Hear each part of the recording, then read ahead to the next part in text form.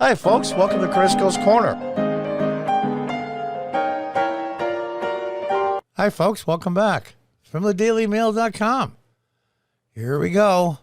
Biden steps up misinformation board headed by 8 months pregnant Russia expert who called Hunter Biden's laptop a Trump campaign product and said she shudders to think about Elon Musk taking over Twitter. This is going to be the new head of the, and I'm doing air quotes here, misinformation board, a.k.a. the Ministry of Truth. See, younger people don't realize. When I was in high school, 1984, the book 1984 was required reading. So was Animal Farm, but especially 1984. Give you an idea, it will shit. Anybody that's young reads that book, it will scare the hell out of them because they see it coming in real time. Let's read on. And there she is, Nina Jakovich, a Russian misinformation expert. This is the same expert, by the way, that said Hunter Biden's laptop was a fake. Let's read on. Of course, she's going to be head of it now because the way progressives work, failure and being wrong gets you promoted. President Biden has set up a misinformation board headed up by a woke so-called expert who's against free speech and tried to pour cold water on the Hunter Biden laptop scandal. Nina Jakovich will head the Department of Homeland Security's Misinformation Governance Board as executive director, Political Playbook reported Wednesday morning. Homeland Security Secretary Alejandro Mayorkas did not disclose any powers that would be granted to the dystopian-sounding board while addressing lawmakers on Wednesday. He explained that the board would work to tackle misinformation ahead of the November midterms, particularly in Hispanic communities. Now, think about that for a moment. They just lost Twitter, the number one social media company, platform in the world, biggest in the United States as well. They can't control that anymore. So they're going to tackle disinformation ahead of the midterms, particularly in Hispanic communities. That is the minority group, so-called, that's losing the most people to the Republicans. They can't use Twitter anymore for free, but that, it's taxpayers' money. It's not theirs. They don't care. But Marcus did say the new board will come under the Biden-era Center for Prevention Programs and Partnerships, meaning it would have no powers to crack down on misinformation and will try to combat it by throwing muddy at what sees as problems. The program provides communities with resources and tools. They always say that, resources and tools, but never is any. It's just grant money that rewards their supporters to give them jobs, maybe even a pension out of it. Who the hell knows? Resources and tools to help prevent individuals from radicalizing the violence. Oh, really? You mean like when a vice presidential candidate says about the BLM riots that they won't stop and they shouldn't stop, and then gives out a web address we can donate money to them? Well, we found out tens of millions went to mansions to pay for the BLM heads, but that's a different issue, I guess. How about that? Why don't we have a little sit down with our current vice president and ask her why she promoted violence? Last year's CB3 awarded about $20 million in grants through its Targeted Violence and Terrorism Prevention Grant Program. They always come up with these great sounding names, but they never do squat. And then when the grant money runs out, they just disappear. There's no follow-up. There's no seeing that, geez, is this grant and these organizations do the really good work that we wanted them to do? There's never any check and balance. It is clear how much cash should be spent on the misinformation board. Mayorkas noted that the focus of the brand new board will be to stop the spread of misinformation in minority communities, including election misinformation ahead of the 2022 midterms. What election misinformation? Like having ID to vote is against brown and black people? You mean that kind of stupidity? What misinformation? Oh, I see. when someone said something against Democrats. Then it's misinformation. Oh, what am I? Boy, I must be thick. I just got it. Yeah, they would focus on the latest trends of misinformation, allegedly targeting Spanish-speaking voters. They're losing Spanish-speaking voters by the millions. No further details on the exact misinformation being deployed against these communities was shared. Of course, you could never show an example. It's like systematic racism. It's ether in the air. It's not. You can't pin it down anywhere. It's just there, floating around, infecting everybody. But you can't see it. You can't smell it. You can't taste it. Jack Kowitz, who revealed she was the head of the department following Mayorkas' meeting with lawmakers, tweeted, "Cat's out of the bag. Here's what I've been up to these last 2 months and why I'm a bit quiet on here." Anti-speech czar is apparently no fan of Elon Musk. This is the person Joe Biden just put in charge of policing America's speech. Unbelievable. And they'll go after Twitter right away.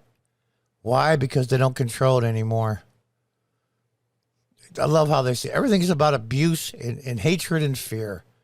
If free speech absolutists were taking any more platforms, what that would look like for the marginalized communities, which are already shouldering disproportionate amounts of this abuse.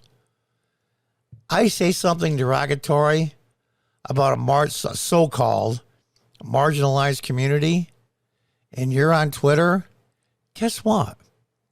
Just block me. Make it so you never have to hear what I have to say again. That's it. You can do that for free. But we're going to spend 20, 30 million. What the hell? Unbelievable. There she is there. Oh, gosh. I don't know. And there's Homeland Security head Alejandro Mayorkas says a disinformation governance board is being created to counter misinformation. We have to control the narrative. There's an old TV show you younger people won't know called The Outer Limits. Do not adjust your dial. We are in control. This is The Outer Limits. Honored to be serving in the Biden administration and helping shape our counter misinformation efforts. She is at a huge focus of our work, and indeed one of the main key reasons the board was established is to maintain the department's commitment to protecting free speech, privacy, civil rights, and civil liberties. Well, I'm going to be blunt. That whole entire paragraph is, frankly, bullshit. Period. The misinformation expert, previously called the laptop of President Joe Biden's son Hunter a Trump campaign product. She knew it was real. Everybody in government knew it was real, the highest levels. It wasn't stolen. It wasn't hacked. It wasn't anything. Unbelievable. It shows you she's a successful author. She grew up in New Jersey and is dating Michael Stein. The couple are happily shacked up. That's okay. They want to live together. Not a problem. 1 million, 3-bedroom, 2.5-bath property they own in Arlington. Yeah, Arlington, Virginia, the old home of Robert E. Lee. Now his property is Arlington National Cemetery. Yeah, just one of those champagne progressives. It's amazing to me. Oh, Lord. This is causing questions all over Jakowitz's ability to accurately judge misinformation. Yeah, I'll bet you she was all in on the Russian collusion and how Donald Trump is a puppet of Vladimir Putin. Donald Trump has been forced to give away state secrets. He's being managed and blackmailed and blah, blah, blah, blah, blah. I love to see some tweets you had about that. Russian disinformation expert that can't figure out what disinformation is. What a good idea. She also suggested last week that she opposes the First Amendment because she thinks it is bad for marginalized communities. The person that's going to be the Ministry of Truth opposes the First Amendment. You can't make this stuff up. As time goes on, more and more of these articles look like Babylon Bee satire pranks. Oh, God. The Department of Homeland Security did not immediately respond. Oh, do you think? Chakowitz is a fellow member at the Wilson Center. There you go right there. Woodrow Wilson. It's not Andrew Johnson that was the worst president in the world. One of the top 5 worst presidents in the United States, Woodrow Wilson, is in the top 3. He started the beginning of the end and made government bigger and bigger and bigger. He is exactly what the Democrats are all about. Racists that pretend they're not to be just to gain their votes. They treat minority people like pets. It's amazing. Where she studies the intersection of democracy and technology in Central and Eastern Europe. She is also the author of How to Lose the Information War. Well, yeah, she's good on misinformation. That's why they're forming this board. Anything they don't like, they can call misinformation. Ministry of Truth. If you remember, the main character in 1984 worked for the Ministry of Truth. The main character's job in the Ministry of Truth was going back and get rid of all newspaper articles that had anything that was against what the totalitarian regime that ran the place thought. When stories about Hunter Biden's laptop started emerging, several outlets, social media sites, and left-leaning misinformation experts claimed it was just misinformation coming from Trump and the others on the right. In an October 2020 report, she shared her skepticism of the contents of the laptop and the claims it belonged to Hunter. Everybody knew it did. Well, who would leave their laptop with all that sensitive stuff? A guy that's heavily addicted to drugs. I'm not putting the guy down. There's a lot of people I know that have problems with drugs. A crackhead addicted to other drugs, just forgetting his laptop was at the repair shop is not so outrageous. Twitter repeatedly took down the Hunter Biden story, the laptop story, and prevented it from being spread on the platform. That won Joe Biden the election. Period. Even Jack Dorsey later came out and said that was a huge mistake. But as far as I'm concerned, it's crocodile tears. They knew what they were doing when they did it. Billionaire Elon Musk, who just purchased Twitter, says his aim is to make the social platform more open digital town square. Free speech is a bedrock of functioning democracy, and Twitter is a digital town square where matters vital to the future of humanity are debated. Couldn't agree more. Of course, she questioned on NPR, must purchase. I sure think about the free speech absolutists who are taking over more platforms and what it will look like for the marginalized communities. There's a lot of people I don't like on social media, mainstream media, here on YouTube, other places. Guess what? I don't listen to them or watch them. Same thing on Twitter. You don't like somebody? Block them. Problem solved. But no, if the progressives disagree with somebody, it's not enough not to listen to things they don't like. They have to make sure nobody else listens to them either. She said these groups are already showing disproportionate amounts of this abuse, and Fred's free speech and lack of censoring on social media would make it worse. What abuse? Don't listen to it. Unbelievable. The Biden administration's new anti-speech czar is apparently no fan of Elon Musk's Twitter acquisition. This is the person Joe Biden just put in charge of policing America's speech, using the power of the government. Shekanowitz has advised the Ukrainian government strategist communications. She also managed the democracy assistance programs to Russia and Belarus. Yeah, we'll see how that worked out.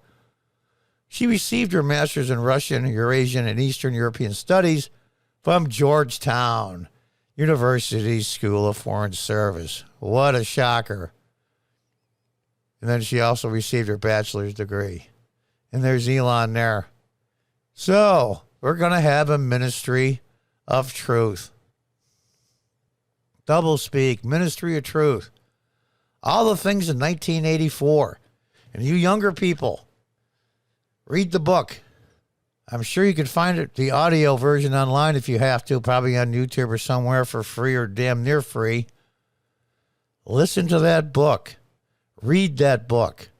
Even watch the movie. There's been 2 or 3 versions made, if I'm not mistaken. Especially the one that's, I forget his name there. He's a very famous English actor. There's 2 of them. It's amazing. His name escapes me at the moment.